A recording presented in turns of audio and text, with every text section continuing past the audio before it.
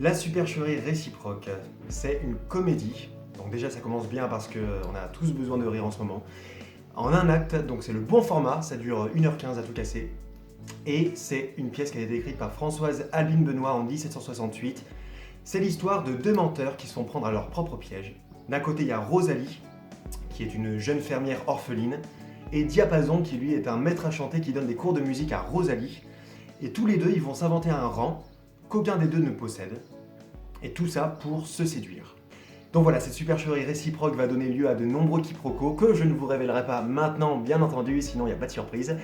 Je peux juste vous dire que on est 3 sur scène, il y a 6 personnages, et que à titre informatif, moi je mesure 1m95, Léna elle mesure 1m60. Oui, ça va, 65. Voilà, 65, mais on met le même costume. Alors, donc cette autrice, on l'a découvert grâce à HF, qui a organisé les assises de la transmission théâtrale au prisme de l'égalité femmes-hommes à l'ENSAT en 2019. Et là, on a rencontré Aurore Evin, qui a travaillé sur le matrimoine et qui nous a fait découvrir, grâce à son anthologie du théâtre de femmes de l'Ancien Régime, plein d'autrices qui ont écrit dans la période pré-révolutionnaire. Et donc, on a découvert comme ça Françoise Albine Benoît. Et donc, c'est une autrice du XVIIIe siècle. Elle est née en 1730 à Lyon, donc vraiment juste à côté d'ici. C'est pour ça que c'est important aussi pour nous de la jouer. On la joue littéralement à 1 km de l'endroit où elle est née. Donc elle a grandi et finalement à Lyon, elle a commencé à écrire des trucs, mais elle était un peu revendicative. Du coup, elle s'est pris un petit peu des critiques de la part des personnes de son entourage. Et son mari est mort. Du coup, elle a pu partir et faire un peu de ce qu'elle voulait de sa vie. Donc elle est partie à Paris, elle est devenue journaliste au Journal des Dames, et puis elle a eu aussi une carrière de romancière. Petite particularité de cette autrice, elle a adopté une stratégie qui est d'enrober de moralisme des propos subversifs pour faire en sorte qu'ils puissent être publiés et passer la censure royale et religieuse de l'époque. Alors, avec le collectif Les Herbes Folles, on a choisi de monter cette pièce. Ça s'inscrit dans le premier axe de travail de notre collectif, qui est de réhabiliter le matrimoine.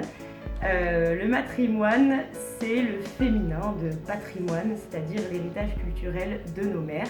En fait, ce qui se passe, c'est qu'aujourd'hui, on connaît très bien Molière, on connaît Beaumarchais, on connaît Marivaux, on connaît beaucoup d'hommes de théâtre de la période classique, mais on ne connaît pas toutes les autrices, alors qu'il y en a beaucoup qui ont existé, qui étaient jouées à la Comédie Française, Lully faisait la musique, Molière préfaçait leurs pièces, elles jouaient aussi à la Cour du Roi Soleil, enfin elles étaient reconnues à l'époque et personne ne les connaît. Donc c'est pour ça qu'on a voulu mettre en scène la supercherie réciproque. Et aussi, au cours de mon parcours, j'ai fait des études de théâtre à l'université et au conservatoire. Je n'ai jamais étudié ni joué d'autrices de théâtre de la période classique.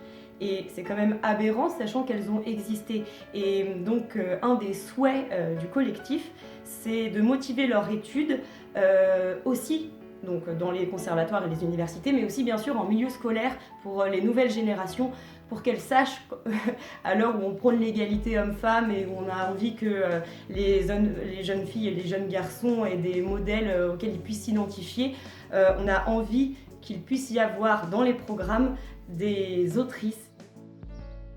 Rosalie, devez-vous ignorer que la modestie est la première vertu de votre sexe ? La modestie, c'est le tombeau de la gloire, le tyran de l'amour-propre, le poison de la confiance. Elle met des entraves au génie et ne sert qu'à borner les prétentions.